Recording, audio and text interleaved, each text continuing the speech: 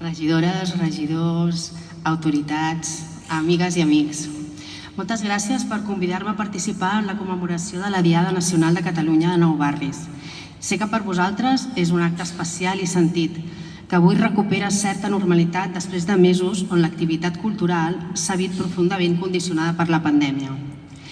Malgrat les dificultats, avui podem celebrar ser aquí de la mà del Centre Cultural Els Propis, una entitat centenària que és la viva mostra del caràcter de Nou Barris, un districte que compta amb forts vincles teixits per una gran vida associativa i cultural.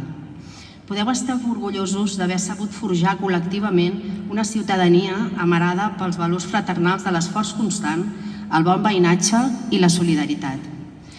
Com a consellera de Cultura, és un honor ser avui aquí commemorant la Diada Nacional de Catalunya, la jornada que ens recorda l'estima de la societat catalana per la llibertat, la mateixa llibertat que ens assenyala l'estàtua de la República que impregna aquest districte. Molt contenta de poder veure aquí el conseller Quim Forn, però hem de recordar que tot i que ells i elles ja no són a la presó, malauradament la seva llibertat encara no és plena. I també vull reivindicar les companyes i companys de l'exili i a totes les persones represaliades. Continuarem insistint amb tota l'energia, amb tota la convicció en la defensa de l'amnistia i l'autodeterminació. Hem de defensar l'amnistia per acabar amb la repressió i hem de defensar el referèndum com la via més inclusiva per resoldre el conflicte polític amb Espanya. Perquè permet a totes les opcions tenir l'oportunitat de guanyar. És la solució que ens inclou a tots, els del sí i els del no. I és la solució que no obliga a ningú a renunciar a defensar els seus ideals i alhora ens obliga a tots a fer una proposta de país. La meva és clara, una república independent i europeista, capaç d'aprofitar tota la força transformadora de la cultura. La Diada és un dia per estar orgullosos de ser qui som, de parlar com parlem, de desitjar la llibertat tal com la desitgem. La Diada és també una data que hem de ser capaços d'interpretar en clau de futur, abraçant tota la pluralitat i les complexitats d'aquest país. Catalunya la construïm tots i totes dia rere dia, amb arrels de la terra i els llegats que duem d'arreu, mirant el futur. Perquè, com deia el president Aragonès en el seu discurs de la Diada, una nació és la seva gent, però sobretot són els llaços de fraternitat que fan que la gent que compartim la vida en aquesta part del món vulguem construir un futur compartit. I aquesta és la Catalunya que volem, és pròspera, justa, lliure, social, feminista, verda i democràtica. I ho aconsegueix ser en la mesura que compti amb un sistema cultural de referència. Comprendre el sentit transformador de la cultura és clau.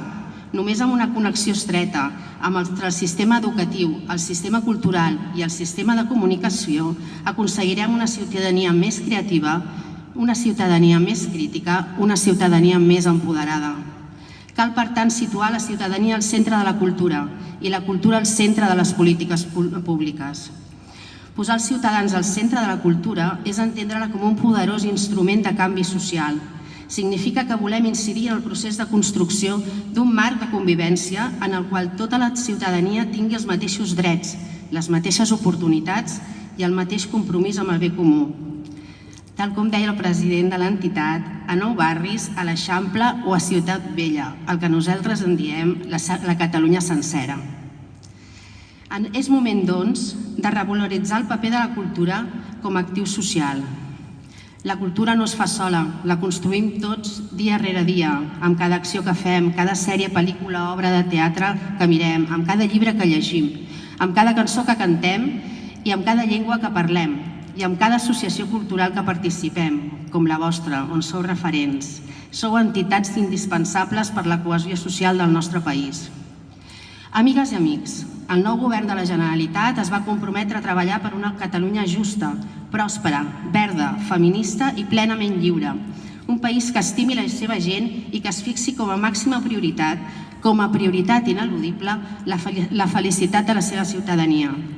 De tots i de totes, sense oblidar ningú, sense excloure ningú, sense deixar ningú enrere. Ens vam comprometre a impulsar una transformació social, verda, feminista i democràtica. Ens vam comprometre a fer inevitable l'amnistia i l'autodeterminació. I estic convençuda que amb l'ajuda de tots i totes vosaltres ho aconseguirem. Visca la cultura, visca Nou Barris, visca Catalunya lliure.